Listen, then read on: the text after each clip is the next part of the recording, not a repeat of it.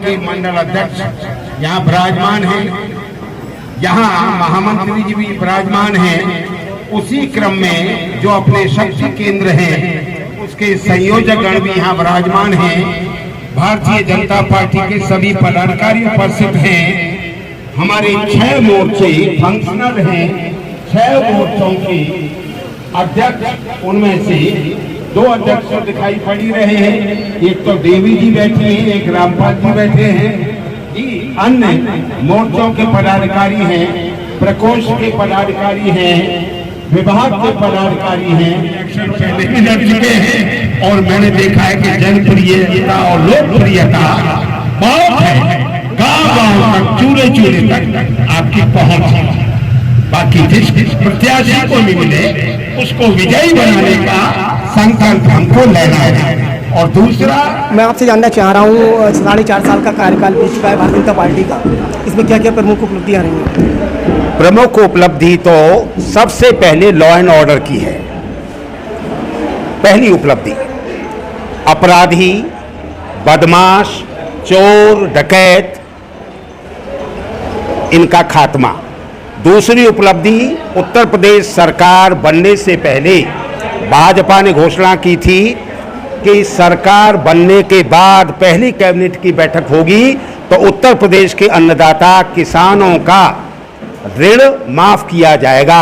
पहली कैबिनेट में ही 86 लाख किसानों का 36,000 करोड़ की बड़ी धनराशि के साथ ब्याज माफ कर दिया गया। दूसरी उपलब्धि। तीसरी उपलब्धि, उन्होंने कहा था कि जो गौवंश उसका जो वध होता है, अवैध स्लेटर हाउसेज हैं, वो पाबंद हो जाएंगे। ये तीनों काम तो तभी हो गए। 1 साल से किसान धरने पे बैठे हुए हैं, इसको लेकर क्या कहना चाहेंगे? धरने पर कोई किसान नहीं बैठा। जो मोटिवेटेड स्पॉन्सर्ड राजनीतिक भावनाओं को लेके कांग्रेस, अन्य दल जिनको प्रायोजित कर रहे हैं, सारी व्यवस्था कर रहे हैं, वो केवल उनको उकसाए हुए हैं। कोई किसान दिल्ली धरने में नहीं है, वो लीडरान हैं उनके तथाकथित। सारे किसान तो खेत में अपने काम में जुटे हुए। राकेश सिंह टिकैत लगातार चेतावनी दे रहे हैं, अगर कानून वापस नहीं लिए गए तो सरकार को हराने के लिए जो कुछ हो सकेगा वो करेंगे। ये लोकतंत्र है, वो अपनी बात कह रहे हैं। ये तो जनता के हाथ में निर्णय है। अकेले भाग्य विधाता सरकार बनाने या बिगाड़ने वाले केवल राकेश टिकैत ही थोड़े ही हैं। मैं उनका सम्मान करता हूँ। ये तो जनता जनार्दन के हाथ का विषय है जी। उनके पाले में गेंद आ रही है तो वो निर्णय करेगी। भाजपा का 4.5 साल का कार्यकाल बीत चुका है। इस दौरान महंगाई चरम पे है। रसोई गैस, डीजल, पेट्रोल, इस पे बेहताश से वृद्धि हुई है। इस पे क्या कहेंगे? ऐसा है कि ये राज्य सरकार के विषय नहीं, ये केंद्र सरकार के विषय है। फिर भी राज्य सरकार में जो 1000 सुविधाएं मिली हैं, बिजली की, नलकूप की, जी खाद्यान्न सामग्री की, जी एक व्यक्ति राशन कार्ड, जी पूरा आधार कार्ड से लिंक कर दिया गया फर्जी, लाखों करोड़ों राज्य के समाप्त हो गई। अब जो भी उसका पात्र है उसको मिल रहा है। यहाँ का व्यक्ति दिल्ली में जाएगा, उसी राशन कार्ड से उसको लाभ मिलेगा।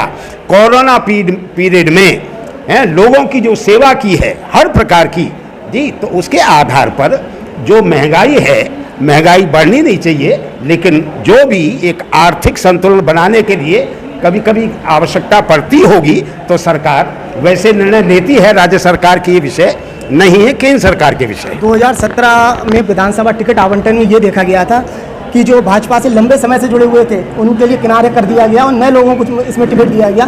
क्या यही नीति इस बार भी होगी 2022 में? ये विषय भाजपा का है, शीर्ष नेताओं का है। इस विषय में हम कुछ कहने के अधिकारी नहीं। व्यक्तिगत सोच आपकी क्या है? क्या नए को मौका मिलना चाहिए या जो लंबे समय से पार्टी की सेवा कर रहे हैं उन लोगों को आप टिकट दें? मैं तो पार्टी का आदमी हूँ, इसलिए मेरी व्यक्तिगत सोच के कोई मायने नहीं है, कोई अर्थ नहीं है।